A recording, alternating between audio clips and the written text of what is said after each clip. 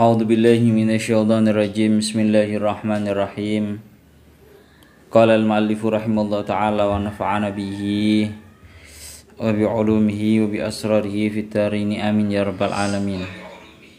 Qala Allah ta'ala fi kitabihil karim wa astaqul qailin a'udzu billahi minasyaitonir rajim. Bismillahirrahmanirrahim. Ar-Rahmanu 'alal 'arsy istawa. Lahu ma fis samawati wa ma fil ardi wa ma bainahuma wa ma tahtas tsara. Ya Allah ya Rabbi ya Karim. Ar-Rahmanu 'alal 'arsy istawa. Surat Thaha ayat 5.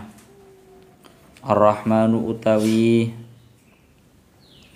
Ya Allah ya Rabbi ya Karim huwa Ar-Rahmanu 'alal 'arsy istawa. Huwa utawi Allah iku Ar-Rahmanu iku Ar-Rahmanu dat kang moho welas asih alal arsy ing atase arsy wa huwa utawi arsy fil lughati ing dalem lughate iku sarirul maliki pangkenge raja pangkeng niku singgasana pangkenge raja ta singgasanane raja. Ya Allah ya Rabbi ya Karim. Istawa manggon sapa Allah. Tapi istiwaan kelawan manggon yaliku kang matuti apa istiwa. Istiwaan kelawan manggon yaliku kang matuti apa istiwa bihi kelawan Allah.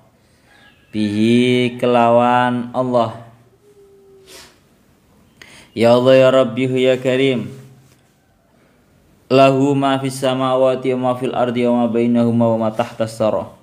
Lahu surat Maryam surat Thaha ayat 6. Lahu iku keduwe Allah ma utawi barang fis samawati kang tetep ing dalem pira-pira langit wa malan barang fil ardi kang tetep ing dalem bumi wa malan barang bainahuma kang tetep ing dalem antarane samawat lan ard minal makhluqati baine saking pira-pira makhluk minal makhlukati baina saking pira-pira makhluk. Ya Allah ya Rabbi ya Karim minal makhlukati baina saking pira-pira makhluk. Wa ma tahtas sara wa malan barang tahtas sara kang tetep ing dalem nesor-nesore kang tetep ing dalem nisore lebu tetep ing dalem nisore lebu.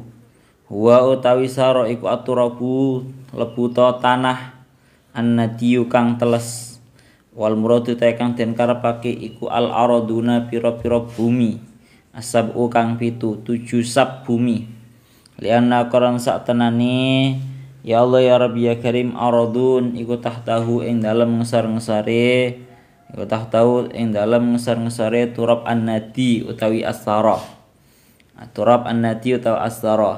wa in tajhar bil qauli fa innahu ya'lamu sirra wa akhfa.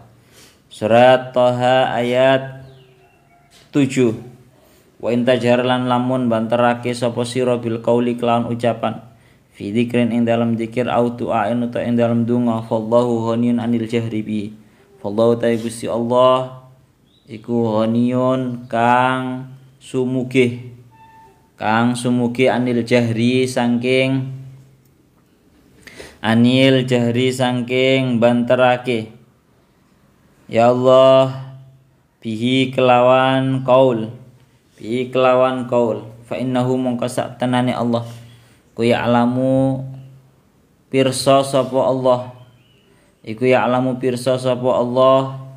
pirsa asira ing barang kang samar wa akhfalan barang kang luwih samar. Ya Allah ya Rabbi ya Karim.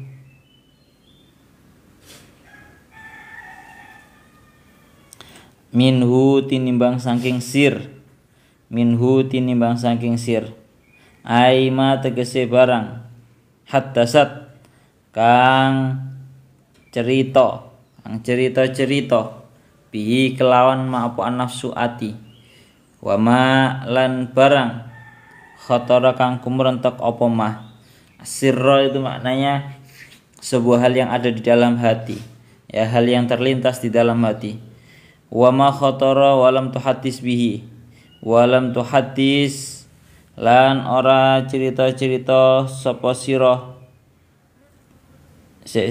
Wama lan barang khotara kang kumrentok apa matapi walam tuhadis lan ora cerita-cerita apa nafas walam tuhadis lan ora cerita-cerita apa nafas bihi kelawan ma khotara niku fala tujhid mongko aja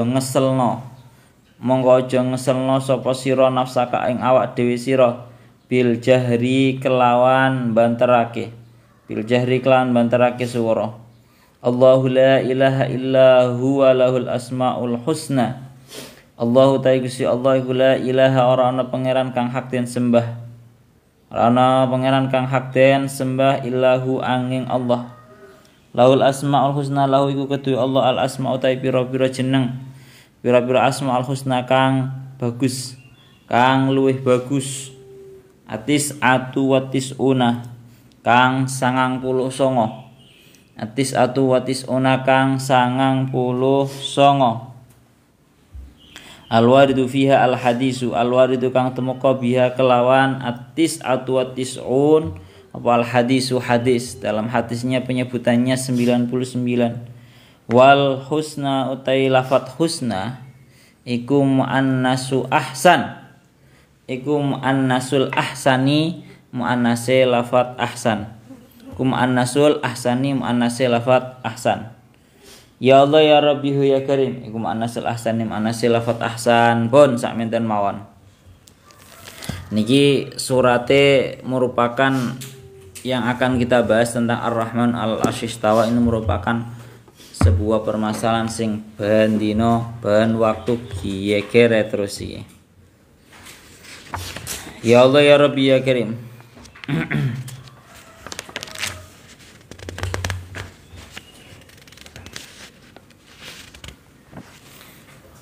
yaitu surat Toha ayat ke-5 Ar-Rahmanu 'alal 'arsyis tawah huwa ay Allah Ar-Rahmanu 'alal 'arsy wa huwa fil sarirul maliki istawa ay istiwaan yaliku bihi niki merupakan sebuah ayat sing kere terus antara kita dengan golongan sebelah. Ini kita jelaskan secara ringan mawon, gak usah angel-angel ya. Aku ben ora bingung. Tenggeri kita ingin ambilkan parfum. Makai laler ya. Sama ambil mimik pisan ya.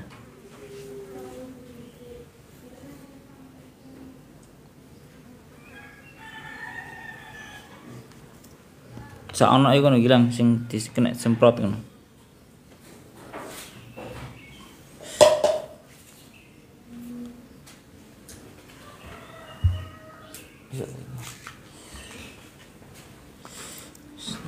Oh.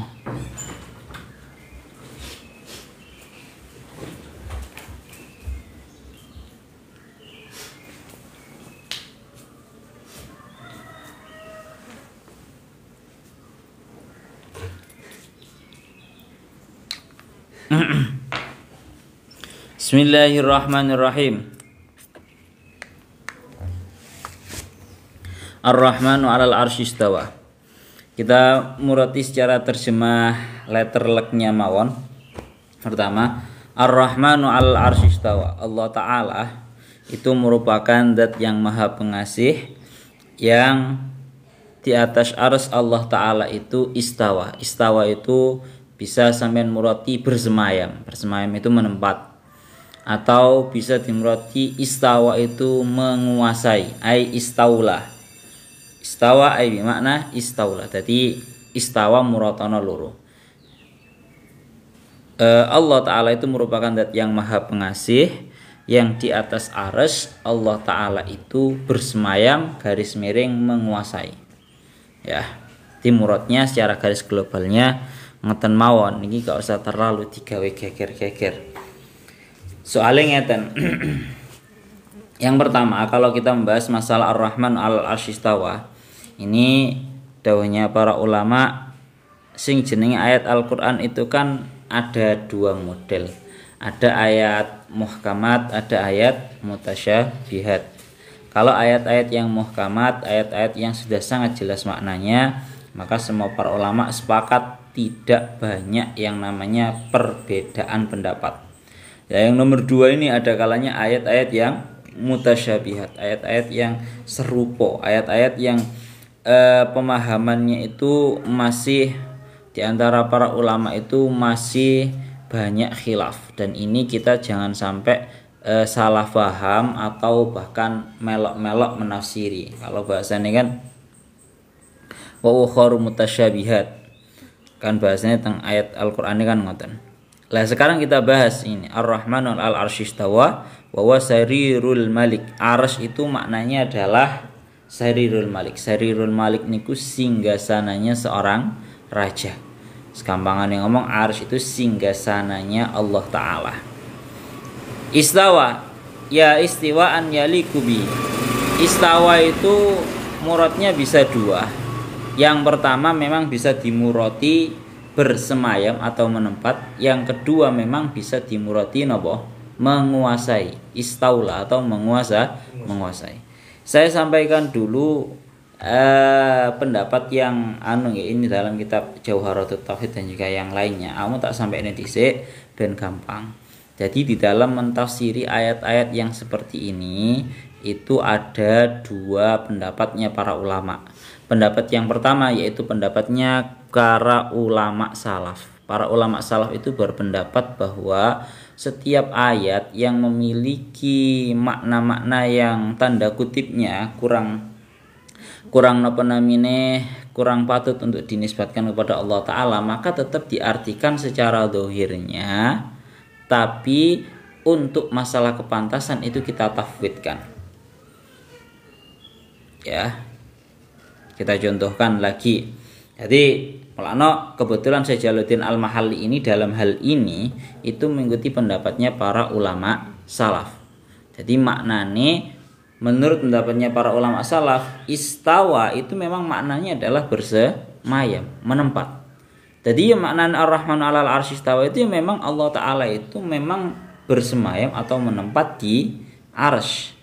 Tapi istiwaan yaliku bihi, tapi dengan menempat yang patut dengan Allah Ta'ala.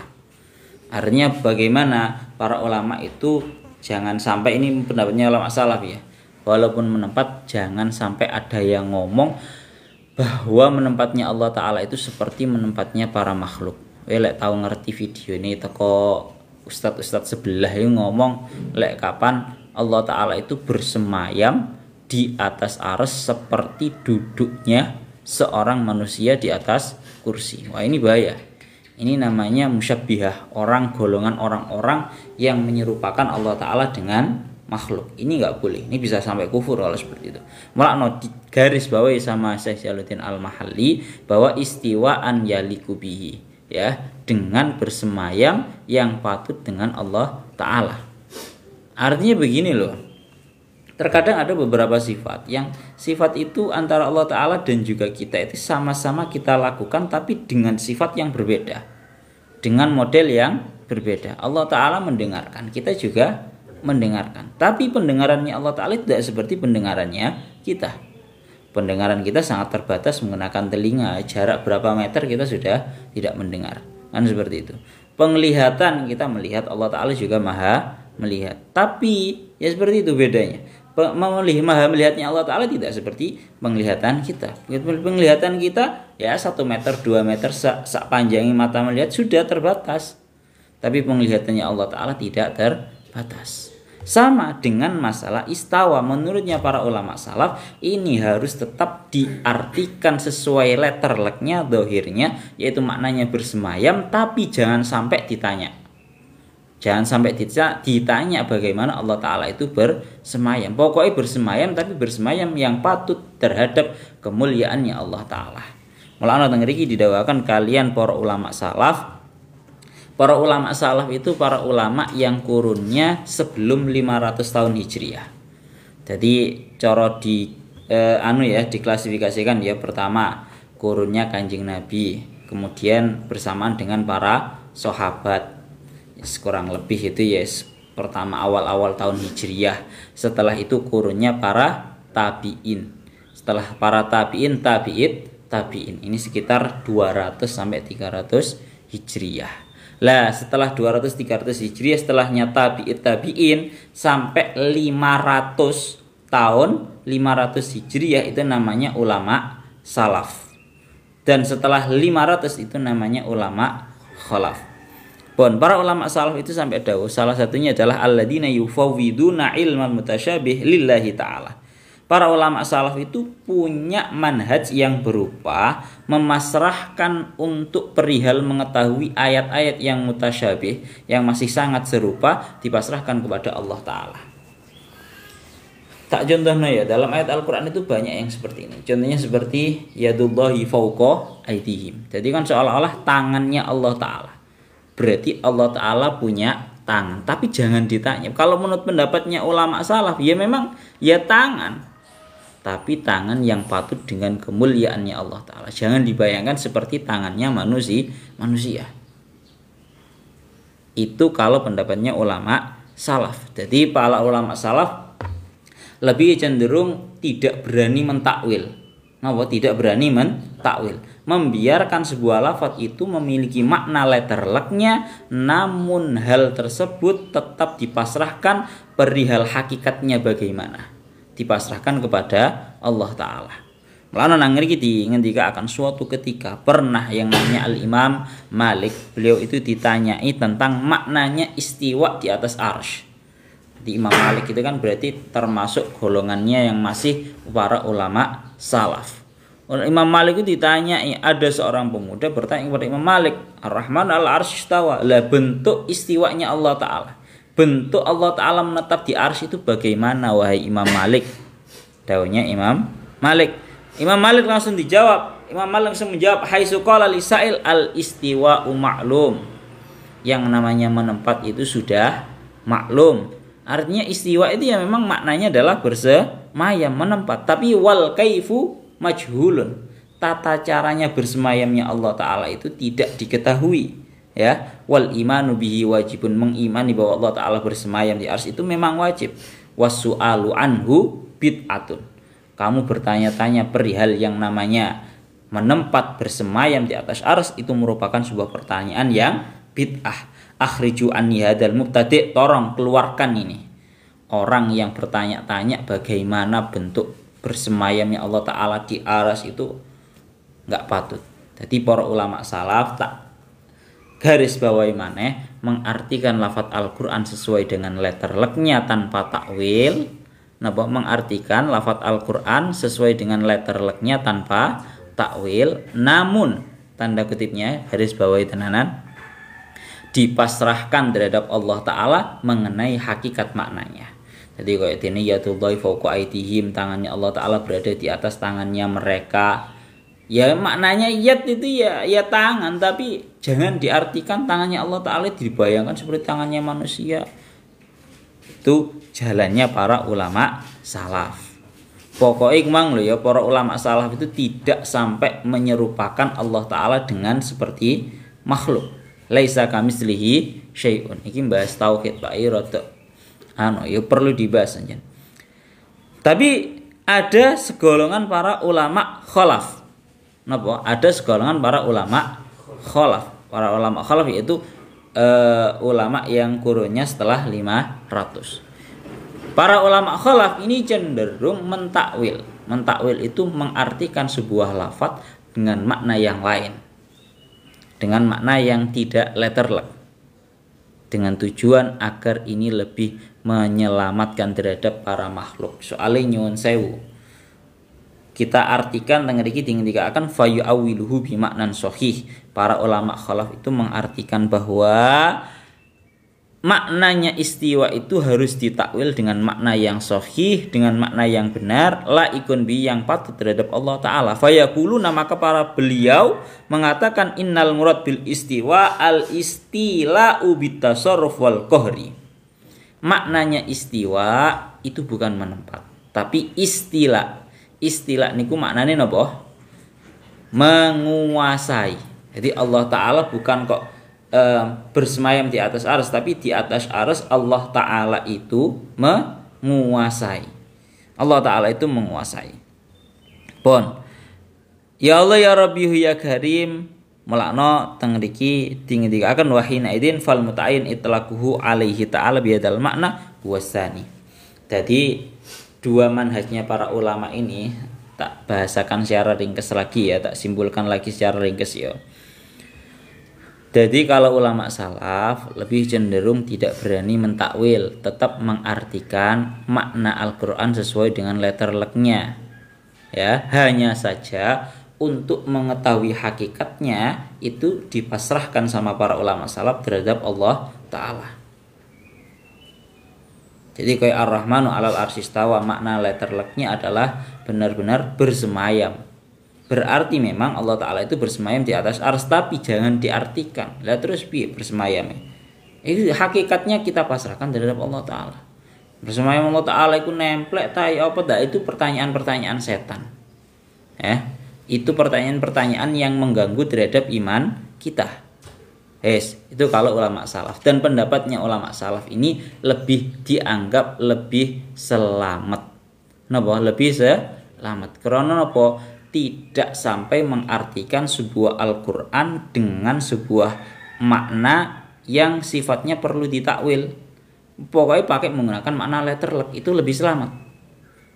Itu pendapatnya ulama salaf. Ada pendapatnya para ulama khalaf yang tidak penting, yang tidak penting, yang tidak kalah penting maksudnya.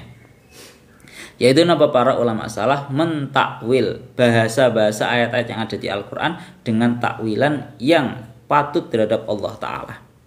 Seperti istawa dimaknani dengan makna napa? Istaulah. Memaknainya dengan napa? Menguasai. Berarti ini dianggap lebih napa bahasane nggih?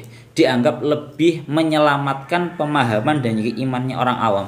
Apalagi orang-orang awam zaman saiki Pak, lek ora diarteni bahwa makna yang benar itu, orang awam sekarang itu malah bertanya-tanya. Kayak seperti yadullah itu ya, tangannya Allah Ta'ala. Kalau menurut versinya ulama salaf berarti tetap diartikan tangan. Tapi yang seperti itu nyuwun sewu, bahaya bagi orang awam. Napa sangat bahaya. Bayangane wong awam ya tangan kayak menungso. Lah ini malah jadinya malah musyabbihah. Musyabbihah itu segolongan orang yang menyerupakan Allah Ta'ala dengan makhluk. Malah kufur. Bahaya malah lek diartikan tangan. Sehingga para ulama khalaf mengartikan yad itu artinya sebagai kekuasaan.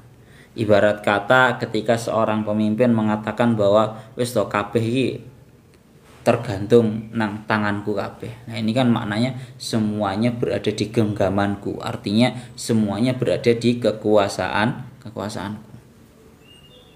Sehingga cara wong awam diartikan kekuasaan.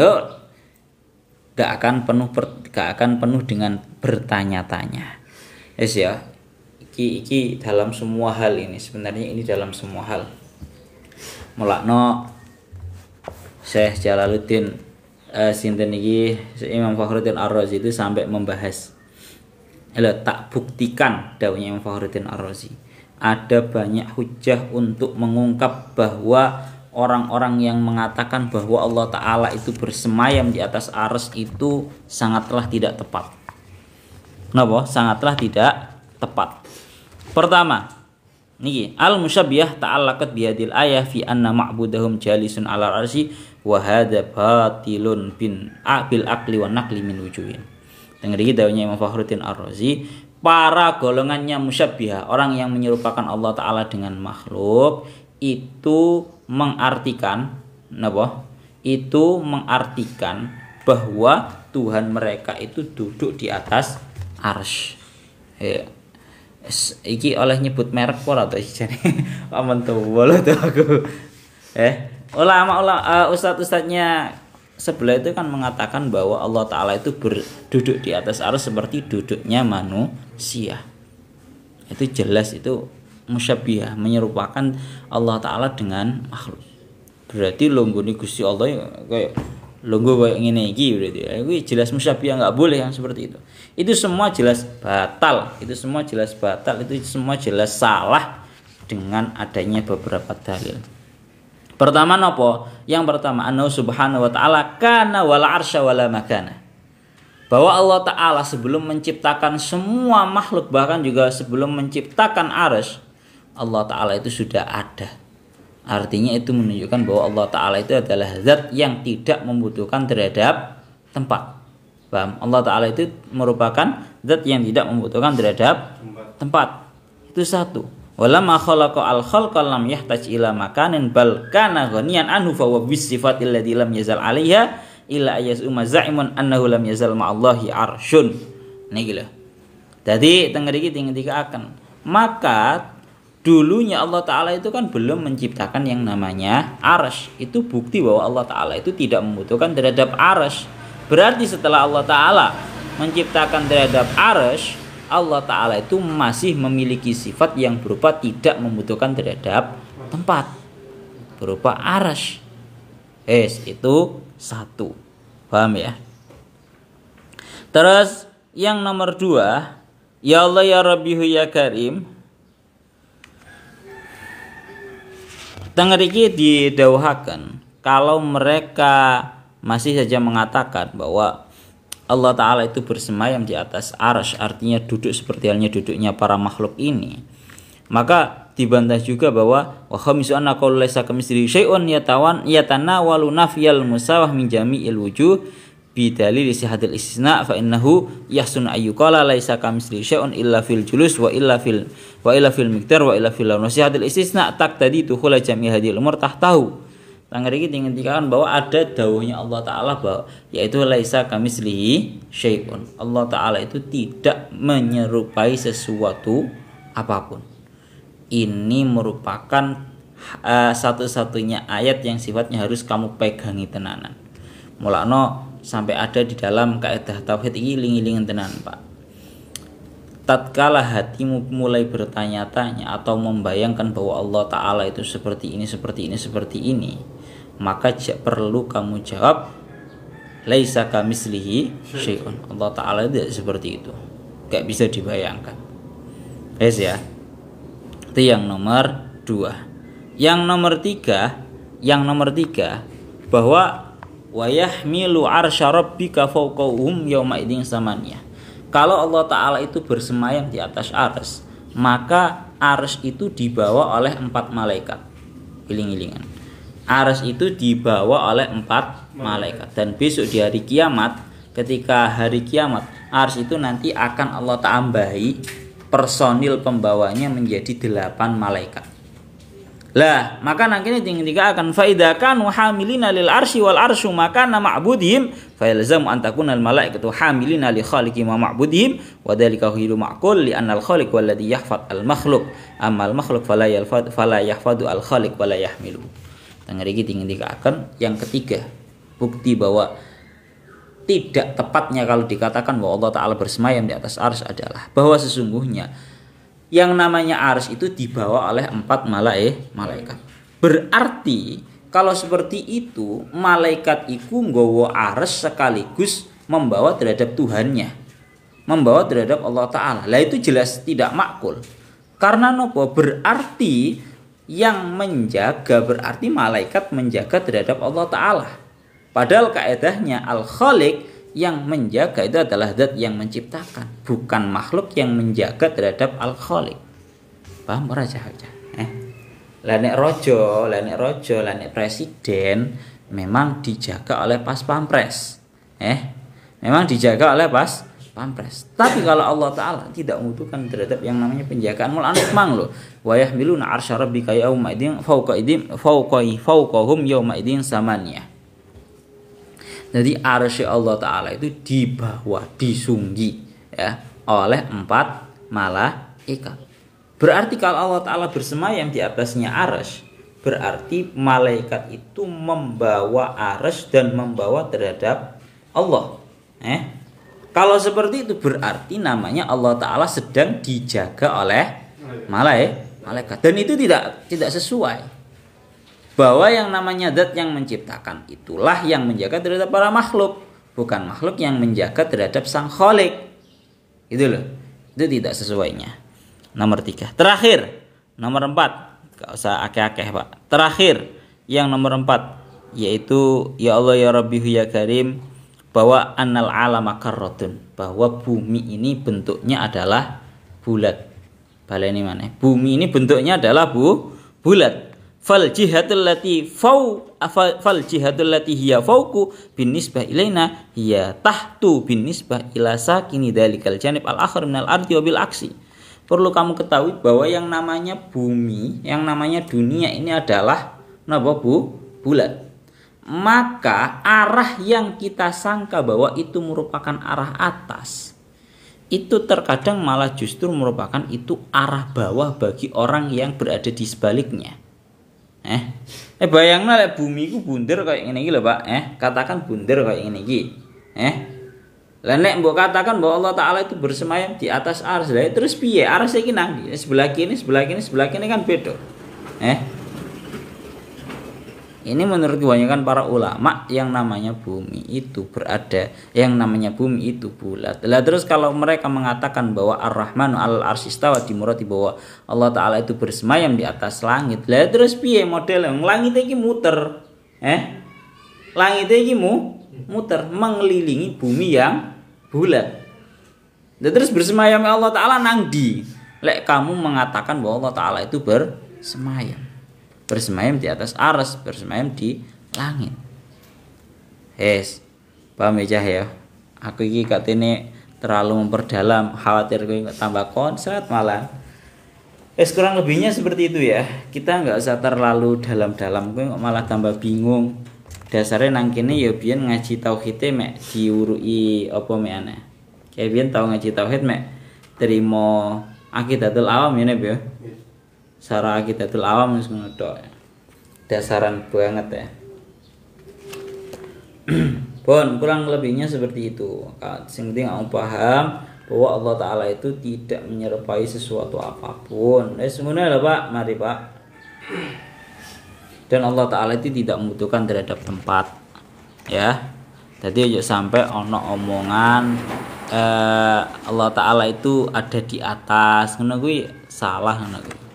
Ya kecuali kalau yang dimaksud dengan di atas itu bukan kok di atas, tapi hanya sekedar memuliakan, ya atas dasar memuliakan begitu saja. Lanjut. Gak usah jeru-jeru. Ya saya harap kamu sudah paham lah ya. Gak usah terlalu jeru-jeru. Saya harap kamu juga sudah paham. Mengkhawatirkan soal pelajaran-pelajaran ini. Yang penting jangan kamu ikuti apa yang dibisikkan oleh setan, apa yang dibisikkan oleh hati kamu. Cara bahasanya nang kitab tauhid itu kullu ma khatara fi qalbika fallahu laisa kadzalik. Pokoknya setiap yang terlintas dalam hati kamu, maka Allah Taala itu enggak seperti itu. Mulane kan lek nang manaqib itu kan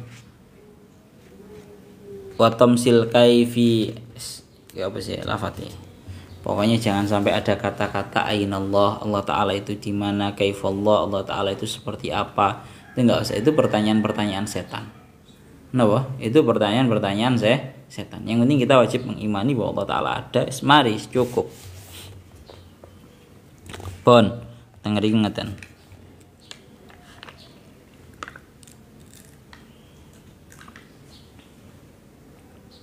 Wes ya.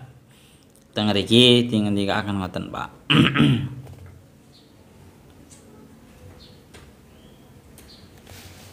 Mulane teng mriki niki dingendikaken ngoten. Jadi Allah Taala itu laisa kamitslihi syai'un, Allah Taala itu beda. Dan niku mang lho. Dan perlu kita ketahui ya, kalau Allah Taala itu menempat di arsy, berarti arsy itu kan dibawa oleh malaikat. Lah malaikat itu kan ana papat sing menyunggi terhadap arsy. Lah kalau malaikat itu membawa terhadap arsy yang di atas arsy itu menurut mereka itu ada Allah Taala, berarti Allah Taala itu sedang dijaga oleh malaikat. Nah itu merupakan pemahaman yang salah. Karena Allah Taala itu adalah zat yang menciptakan, dan zat yang menciptakan itulah yang menjaga alam semesta, bukan makhluk yang malah menjaga.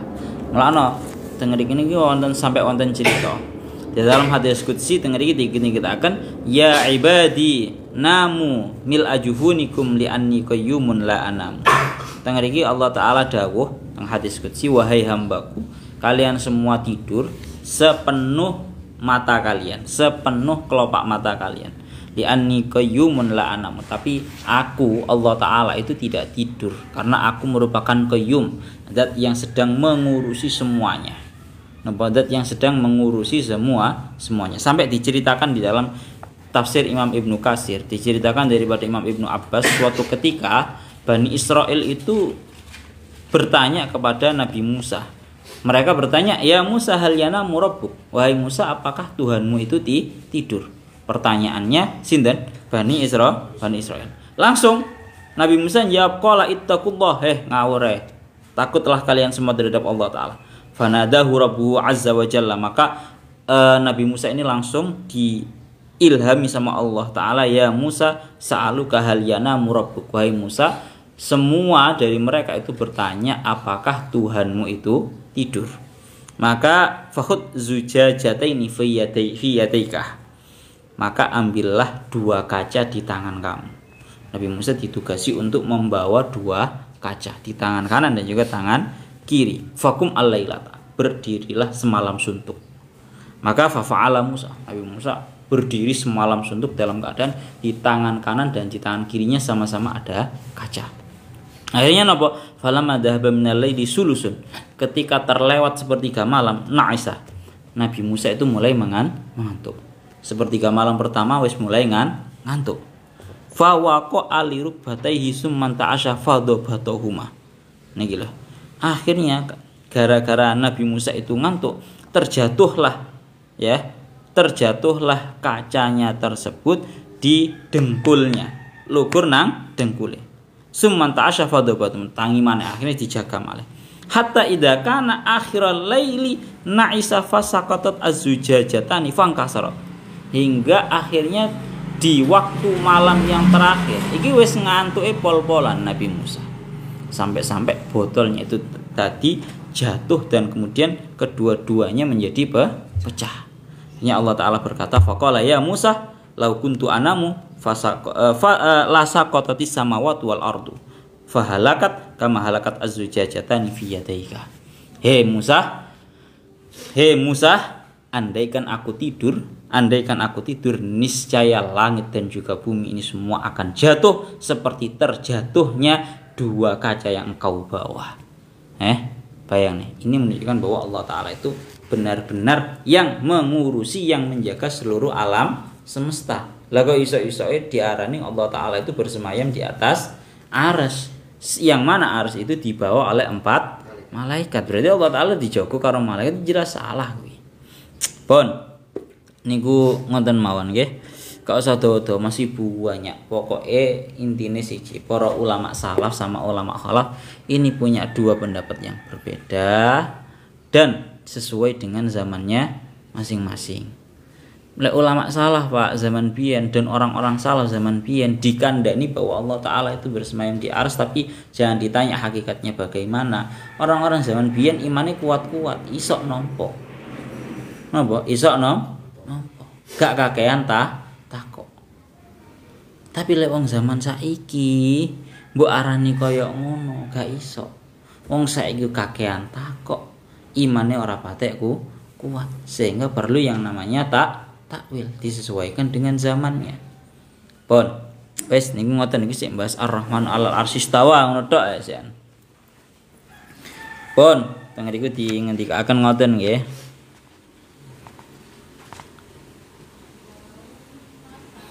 Kita lanjutkan lagi.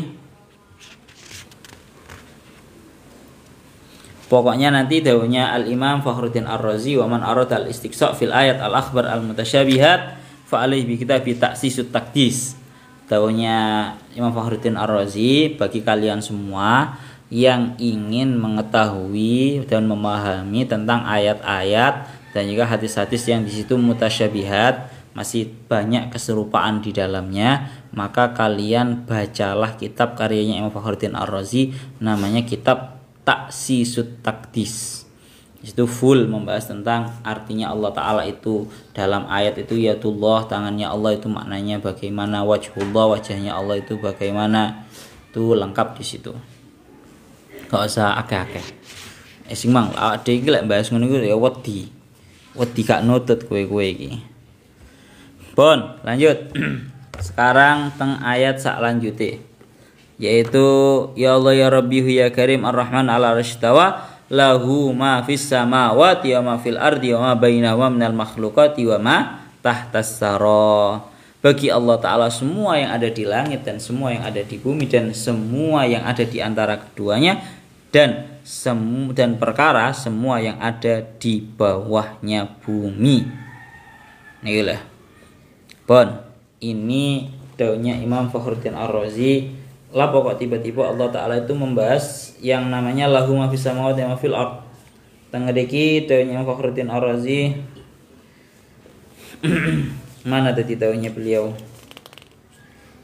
Fa'lam annahu subhanahu lamma syaraha mulkahu biqauli ar-rahmanu 'alal arsy istawa wal mulku la yantadimu illa bil qudrah wal ilmi la jarama aqabahu bil qudrah summa bil ilmi amal qudrah fa hiya hadhil ayah wal murad annahu subhanahu malikun li hadhil aqsam al arba'ah. Niki lho. Jadi hubungan ayat ini lahu ma fis samawati wal bahwa semua kepemilikan langit, bumi dan seisinya dan bahkan apa yang ada di bawahnya tanah itu semua adalah miliknya Allah. Kenapa kok tiba-tiba ini membahas masalah kepemilikan? Bahwa fa'lam annahu subhanahu lamma syaraha mulkahu. Perlu kalian ketahui bahwa Allah Ta'ala telah menjelaskan masalah kerajaannya Allah di dalam ayat Ar-Rahmanu 'alal arsy istawa. Allah Ta'ala zat yang maha pengasih itu beradat, bersemayam atau menguasai singgasananya. Maka perlu kita ketahui bahwa yang namanya al-mulku, sebuah kerajaan, itu tidak bisa sempurna kecuali dengan kecuali dengan dua hal. Tak kandhani maneh. Napa al-mulku la yantadimu illa bil qudrah wal ilmi. Kerajaan itu tidak akan bisa benar-benar berjalan secara baik kecuali dengan dua hal. Yang pertama yaitu kudroh. Kudroh itu artinya nopo kekuasaan. Yang nomor dua al ilmu, yaitu mengetahui. Makanya dalam ayat ini Allah Ta'ala menjelaskan betapa kuasanya Allah. Amal kudroh fahiyya hadil ayat. Yang dimaksud dengan kekuasaannya Allah Ta'ala yaitu ayat ini bahwa Allah Ta'ala itu malikun liyadil aksam al-arba'ah. Allah Ta'ala itu memiliki semua model macam 4 bumi. Model macam-macamnya alam yang ada 4 ya. Mulai dari yang akan malikun lima fis sama, yang memiliki terhadap apa yang ada dalam langit, mim malakin wa najmin wa ghiriya, berupa yang ada di langit niku ada berupa malaikat, kemudian bintang-bintang dan seluruhnya. Wa malikun lima fil ardi minal ma'adin wal falazat wa malikun lima bainahuma minal hawa. Allah Ta'ala itu memiliki terhadap apa yang ada dalam bumi berupa emas, berupa perak dan seterusnya, dan memiliki terhadap apa yang ada di antara keduanya yaitu oksigen, hawa oksigen. Wa malikun lima tahtas sara, dan Allah Ta'ala itu yang memiliki terhadap apa yang berada di bawahnya tanah. Ya. Ya Allah ya Rabbi ya Karim.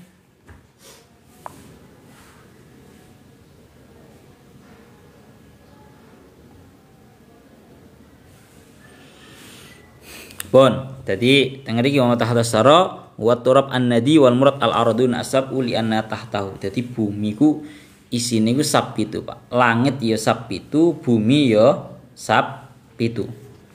Bon. Niku maknanya Ar-Rahman al-Arsy istawa. Cuma ada sedikit tambahan daunnya Imam Fakhruddin Ar-Razi. Daunnya Syekh Mutal Asy'arawi, beliau niku dawuh ngeten. Waqat awdaha al-ulama anna hadhihi sarawat muwazza'atun fi ardillahi bitasawi. Perlu kamu ketahui, telah dijelaskan oleh para ulama bahwa semua kekayaan alam ini telah Allah Ta'ala bagi di dalam buminya. Ya. Kekayaan buminya Allah Ta'ala ini telah dibagi secara rata di seluruh buminya Allah. Rupanya apa? Secara rata, dibagi secara rata. Bihaitsu law akhadta qita'atin mutasawiyatin min aradin mukhtalifatin lawajatta anna sarawat biha mutasawiyah. dengan sekira tatkala kamu mengambil beberapa tanah dari arah sini dan beberapa tanah dari arah yang sana, dari belahan bumi yang sebelah sana, kamu akan mendapatinya itu merupakan sebuah kekayaan yang berbeda. Mungkin kalau sebelah sana itu tanahnya itu penuh dengan emas, perak dan batu-batu mulia, tapi daerah sini tanahnya itu subur, bisa ditanami. Ya, makanya Allah Ta'ala itu telah membagi kekayaan alam ini di seluruh buminya secara merata.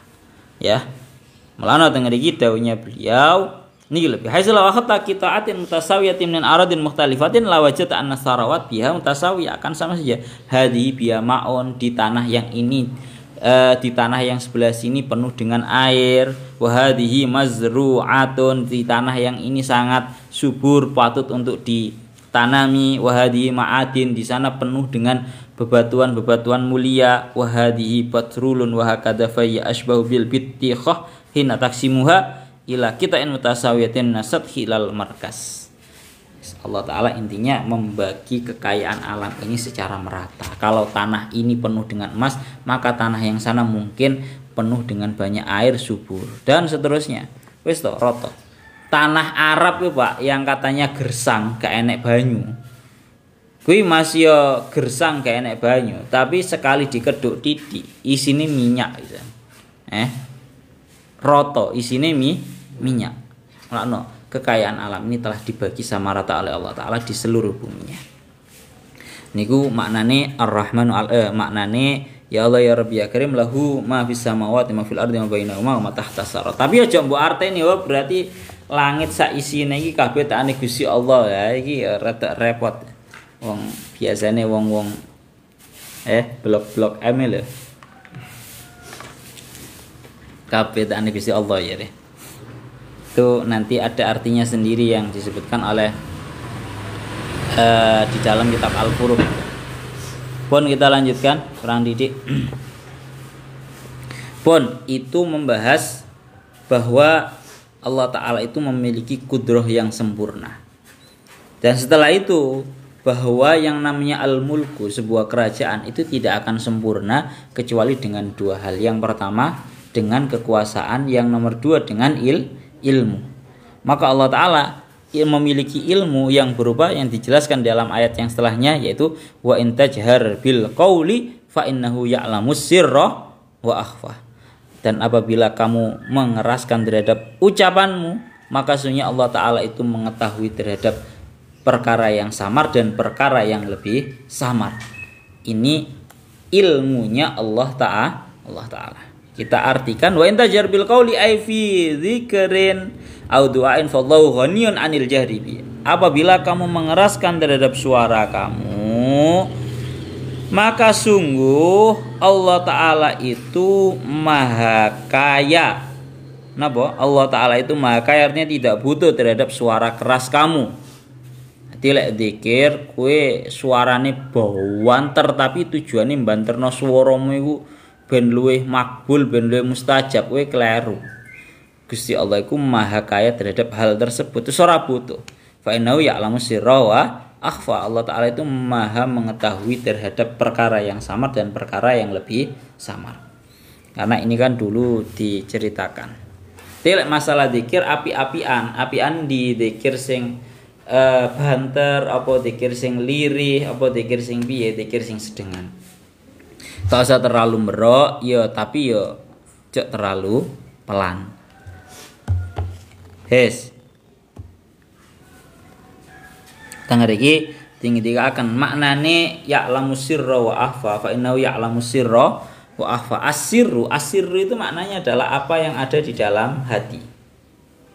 Malah kan ada pepatah bahasa Indonesia, sedalam-dalam laut masih bisa diketahui, tapi sedalam-dalamnya hati siapa yang tahu. Tahu ngerti pepatah kuwi berapa? Ora tahu krungu. Kalau sedalam-dalam laut masih bisa ditebak berapa dalamnya, tapi sedalam-dalamnya apa yang ada dalam hati manusia nggak ada yang bisa tahu. Wongki lagi lapo dalam hatinya lagi membicarakan apa, nggak ada yang. Itu maknanya sir. Maknanya sir. Wa akhfa, melan nang kene Wa faminu perkara yang lebih samar daripada sir, yaitu ai mahat dasat bi an nafsu. Yang namanya sir itu adalah sebuah perkara yang sedang dibicarakan di dalam hati. Wa ma khatara wa lam tuhaddis bihi. Kalau akhfa, perkara yang samar, itu adalah sebuah perkara yang terlintas di dalam hati tapi tidak sampai menjadi omongan di dalam hati. Sikis bolak-balik tak bahas sih Pak, bahwa kelas-kelas yang ada dalam hati itu kan akeh atau ono kalane sing mek gur lewat menutok, ono sing marang ono menetap tapi tidak sampai ada pembahasan. Marang ono sing sampai menetap dan dibahas. Marang ono sing menetap dibahas dan ada rencana untuk perealisasian. Kemudian ada yang sampai menetap dibahas, ada rencana perealisasian dan benar-benar dilaksanakan, direalisasikan. Itu yang masalah hati. Ya podo ambek kue anu iki lho.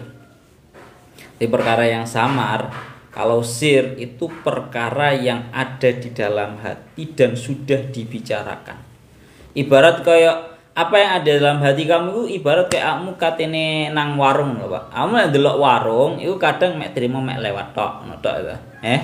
Terkadang juga sama, dalam hati kita itu tiba-tiba terlintas suatu perkara, entah itu keinginan apa atau keinginan apa, tapi hati tidak sampai membahas secara serius.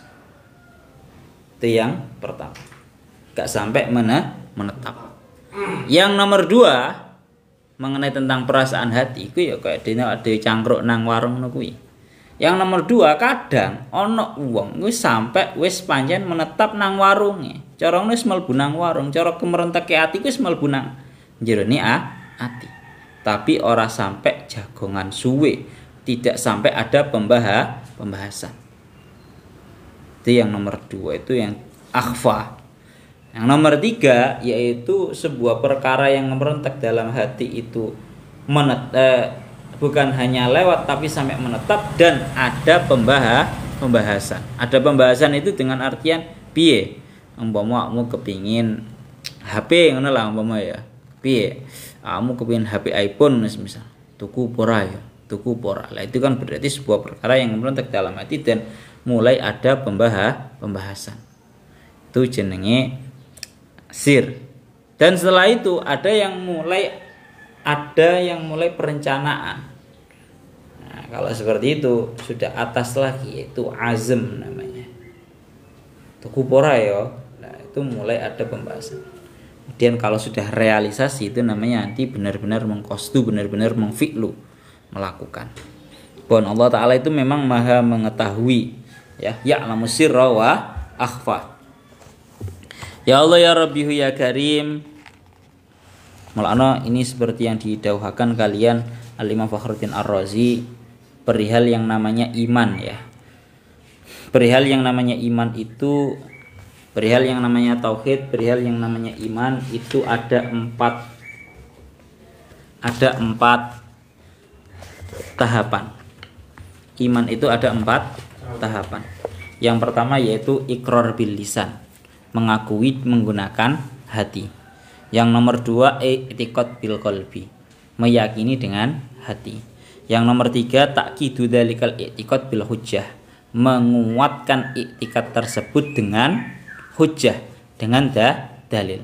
Yang nomor 4 ayyasira al abdu maghmuran fi bahri tauhid bihaitsu la yaduru fi khatiri syai'un ghairu irfanil ahadis samad. Yang nomor 4 yaitu tatkala seorang hamba itu sudah mulai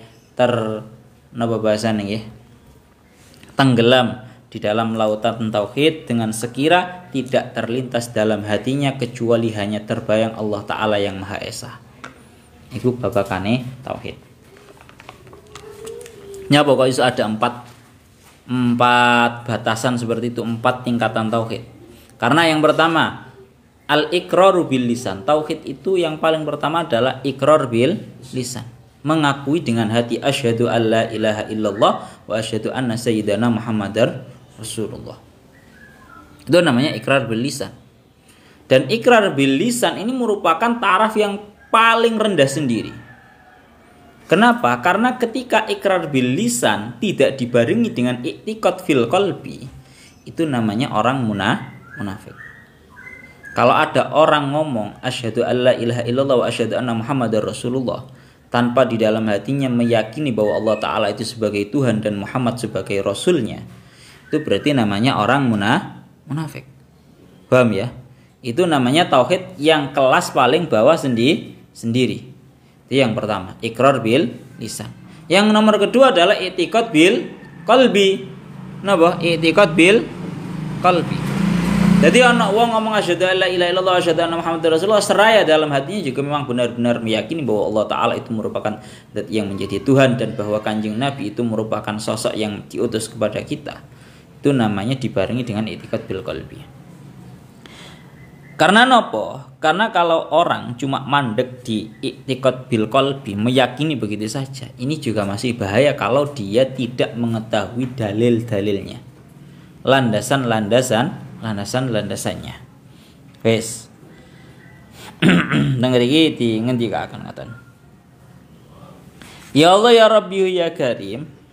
Mulakno sampai di ngendikaken ngeten.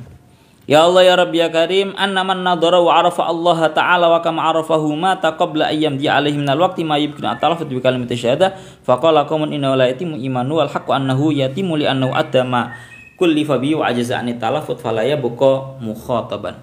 Sehingga ini membahas Pak, ini membahas mengenai yang namanya kalimat syahadat itu syatrun am syartun. Tak kandani. Yang namanya syahadat itu apakah syarat untuk iman ataukah merupakan setengahnya iman. Gampang ngomong ini, kalau ada orang di dalam hatinya penuh dengan keyakinan bahwa Allah Ta'ala adalah Tuhan dan Muhammad adalah seorang utusan, tapi dia belum mengucapkan kalimat syahadat, apakah dia sudah dikatakan iman ataukah belum? Ada yang pendapatnya para ulama mengatakan bahwa yang namanya kalimat syahadat itu merupakan syartun, syarat agar seseorang itu dihukumi iman. Masih yo atine iman tapi lek durung ngucapno kalimat syahadat durung dihukumi iman. Menurut satu pendapat.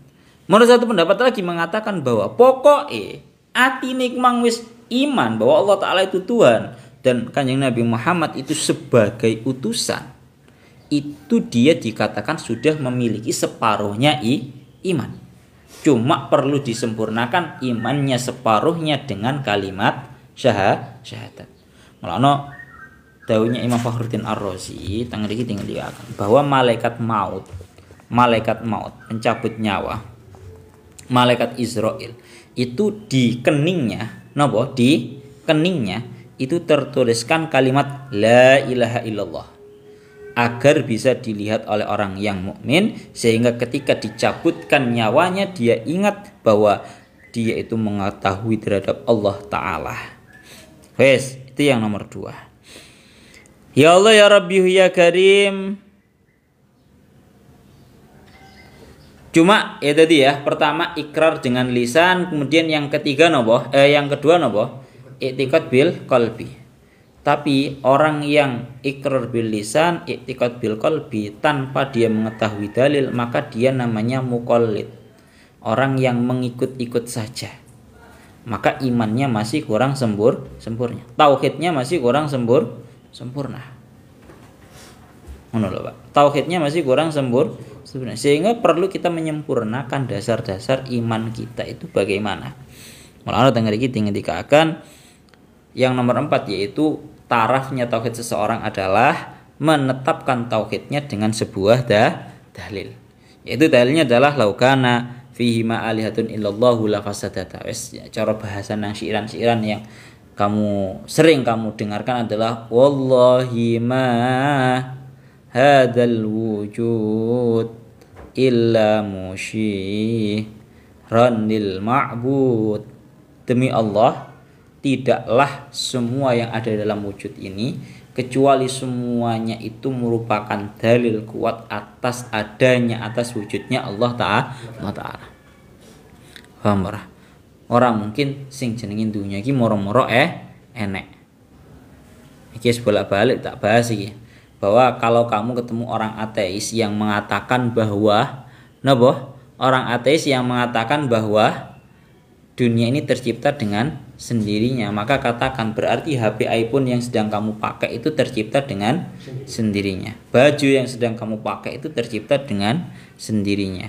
Sarung, pakaian, dan semua yang kamu pakai itu tercipta dengan sendirinya. Kalau mereka nggak bisa menjawab, loh ya gak, ya HP ku ono sing menciptakan, baju ya ono sing menciptakan, maka ya tinggal kamu jawab lah, wong klambi mar HP sing cilik koyo ngono ya, kamu mengatakan bahwa harus ada penciptanya, apalagi alam semesta yang sebesar ini. Mulane semua wujud ini merupakan bentuk isyarat bahwa adanya sosok yang menciptakan, yaitu Allah Ta'ala. Berarti ini sudah ke taraf yang ketiga, yaitu orang yang tauhid, iman dengan adanya tauhid, dengan adanya dalil maksudnya, Pak. Dan yang terakhir adalah iki sing makom paling dukur dewe, yaitu makomnya seorang hamba yang tidak terlintas di dalam hatinya kecuali makrifat terhadap Allah Ta'ala. Iki sekelas wali-wali, Pak. Atine iki sing terlintas nang jero atine mek Gusti Allah tok. Iki kelasé wali. Pun terakhir teng ayate, ya Allah ya Rabbi ya Karim fala tujid nafsaka bil jahri, maka tidak perlu kamu membuat diri kamu terlalu lelah dengan mengeraskan suara. Lek tujuan zikirmu iku mang buanter ben pangeran krungu, bahaya kowe, bahaya no. Pangeran ora butuh bantere swaramu. Tapi kalau bantere swaramu iku mang tujuannya tidak lain tidak bukan agar kamu semangat dalam zikir, kuwi ora masalah. Paham ya? Terakhir, Allahu la ilaha illahu lahul asmaul husna atis'atu wa tis'una al-warid fi al-hadis wal husna jam'ul ahsan. Tengah iki moro-moro Allah Ta'ala niku Allahu la ilaha illahu. Allah Ta'ala adalah zat yang tidak ada Tuhan kecuali Allah. Ya, lahul asmaul husna, Allah Ta'ala itu memiliki asmaul husna yang ada 99 yang ada disebutkan dalam hadis. Al-husna itu merupakan sihat af'alut tafdil. Muannasnya lafaz ahsan. Jadi termasuk af'alut tafdil. Pun ya, tengeriki tinggal akan lagi tak perlu tak jelas nih titik-titik kalimat la ilaha illallah. Ini pembahasannya ya bahas masalah tauhid itu tadi, tahapan-tahapan orang itu memiliki tauhid. Guys, tengeriki tinggal akan ya Allah ya Rabbi ya Karim, bahwa perlu kamu ketahui, diceritakan bahwa Nabi Musa bin Imran itu berkata, ya Rabbi alimni syai'an adzkuruka bihi. Suatu ketika Nabi Musa itu pernah matur dumateng Allah Ta'ala, ya Allah tolong duduk nep. Ya Allah tolong ajarkan kepadaku sesuatu yang bisa aku gunakan sebagai zikir. Wis nep lungguh nep. Bahwa dalam di sini disebutkan dulu Nabi Musa itu pernah matur dumateng Allah Ta'ala, ya Allah, wahai Tuhanku, tolong ajarkan kepadaku sesuatu yang bisa aku gunakan sebagai zikir. Allah Ta'ala menjawab, qala qul la ilaha illallah. Musa ucapkan saja, baca saja zikiran la ilaha illallah, la ilaha illallah. Nabi Musa gak terima, qala kullu ibadika yaquluna la ilaha illallah. Semua makhluknya panjenengan itu juga mengucapkan la ilaha illallah, la ilaha illallah. Kemudian dijawab oleh faqala qul la ilaha illallah. Wis wahai Musa, ucapkan saja zikirnya itu la ilaha illallah, la ilaha illallah. Dilanjutkan lagi, qala inna ma'aratu syai'an takhussuni bi. Ya Allah Gusti, saya itu kepingin zikiran yang cuma khusus saya yang punya. Nah, cuma khusus saya yang punya. Dijawab sama Nabi Musa. Jawab oleh Allah Ta'ala perkataannya Nabi Musa, qala ya Musa law anna samawati sab'i, ya, samawati sab'a wa ma fihinna fi kaffatin wa la ilaha illallah fi kaffatin la malat bihinna la ilaha illallah. Wahai Musa, andaikan apa yang ada, langit 7 dan juga seluruh isinya, bumi 7 dan juga seluruh isinya berada di dalam satu genggaman, dan kalimat la ilaha illallah berada di dalam satu genggaman, niscaya satu kalimat la ilaha illallah itu mampu mengungguli beratnya seluruh langit. Loh nggih. Satu kalimat la ilaha illallah beratnya mampu mengungguli napa seluruh langit dan juga bumi. Ana biyen niku sampe ana cerita, Pak. Iki ceritane Mbah Khalil. Mbah Khalil Bangkalan. Mbah Khalil Bangkalan niku nate diundang acara entah itu tahlil atau apa saya lupa. Pokoknya yang jelas itu diundang acara sama seorang tuan rumah. Kebetulan tuan rumahnya itu mbeleh sapi. Sapine gede. Lah kamu ngerti toh yang jenenge tahlil iki ya kudune ya maca tahlil, marono tahmid, tasbihnya. Tapi Mbah Khalil rawuh dalam keadaan memimpin semuanya cuma mengucapkan la ilaha illallah satu kali. Setelah itu beliau langsung kondur tindak. Tahlile iku mang mek dipimpin cuma dibacakan la ilaha illallah satu kali. Tuan rumahnya gak terima, Pak. Apa? Tuan rumahnya gak terima. Cara bahasane ya cara matur nang Mbah Khalil gak terima ngono ya mature ya secara kalem-kalem alus. Ngapunten Yai kula niki wau acara niku wau mbeleh sapi. Umume wong ngono gak enek sing mbeleh sapi. Niku wau kula belehaken sapi ngormati jenengan rawuh tak napa? Tak belehno sapi tapi jenengan kok mimpin acara mek terima macane la ilaha illallah mek sepisan. Langsung kalian Mbah Khalil langsung dibuktekno. Oh kon gak terima kon. Tak wacana la ilaha illallah sepisan kon gak terima. Langsung. Ayo di sapi musing siji maneh. Langsung Mbah Khalil menuliskan la ilaha illallah di satu kertas. Kemudian ditimbang dengan satu sapi. Seret. Satu kalimat la ilaha illallah diletakkan di satu tempat dan sapi diletakkan di satu tempat. Tiba-tiba sapinya terjungkal. Kalah abote karo satu tulisan la ilaha illallah yang dituliskan oleh Mbah Khalil. Mana sama persis dengan hadis yang disampaikan ini tadi. Niku ngoten. Iku istimewane kalimat la ilaha illallah. Zikiran melakno seperti yang dilakukan oleh Syekh Mutawil Asy'arawi di dalam kitabnya. Di sini Kanjeng Nabi dawuh khairu ma qultu ana wan nabiyuna min qabli la ilaha illallah. Sebaik-baiknya perkara yang aku ucapkan dan seluruh para nabi sebelum-sebelumku yaitu kalimat la ilaha illallah. Wakeh Pak kalau bahas masalah fadilahnya la ilaha illallah. Dulu ada ceritanya seseorang namanya Bishr Al-Hafi. Bishr Al-Hafi itu suatu ketika pernah melihat secarik kertas yang di situ terdapat tulisan Bismillahirrahmanirrahim dalam keadaan terjatuh di jalan. Akhirnya oleh Bishr Al-Hafi ini secarik kertasnya diambil. Ya Allah, lafaz-lafaz Allah Ta'ala kok nang dalan diambil. Dan Bishr Al-Hafi memberikan sebuah minyak wangi ke secarik kertas yang di situ ada tulisannya Bismillahirrahmanirrahim. Maka langsung tengeriki wa tayyaba bil miski wa bala'u fara'afin naumi. Kemudian beliau melihat di dalam tidurnya mimpi qailan yaqul ada yang mengucapkan, sosok yang mengucapkan ya Bishr tayyabta ismana fa nahnu nutayyibu ismaka fid dunya wal akhirah.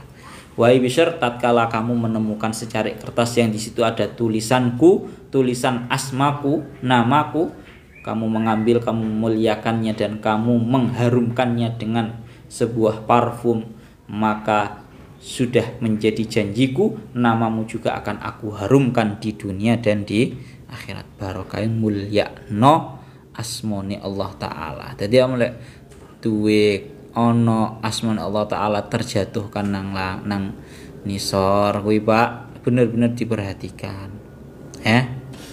Perlu kamu perhatikan. Aja sampai iki sing biasane buku pelajaran SD, buku pelajaran agama, Al-Qur'an, hadis malah digawe bungkus lombok. Anake atau ngene iki. Ini kesalahan dari kedua belah pihak. Pertama yang mempunyai buku sengaja merongsokkan buku-buku agama. Yang nomor dua, pedagangnya ya salah. Wis ngerti iku isine Quran hadis ya, Pak. Dadi nek bungkus lombok ya piye. Teng mriki di ngendikaken ngoten. Wis kuwatah dawuhnya Fakhruddin Ar-Razi membahas sing jenenge ya Allah ya Rabbi ya Karim la ilaha illallah. Terakhir la ilaha illallah la ilaha illahu Allahu la ilaha illahu lahul asmaul husna. Allah taala itu memiliki asmaul husna. Husna itu maknanya lebih bagus, yang sangat bagus. Nah, bahwa husna itu maknanya sangat bagus.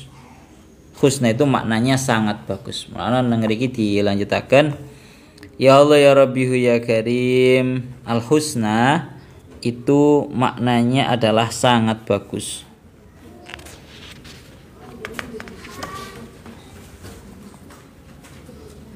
Nah ini kita walillahi asmaul husna walaysa hasanal asma lidawa husnul asma lidawatiha lianna alfat wa aswat wal husnuha li husni ma'aniha.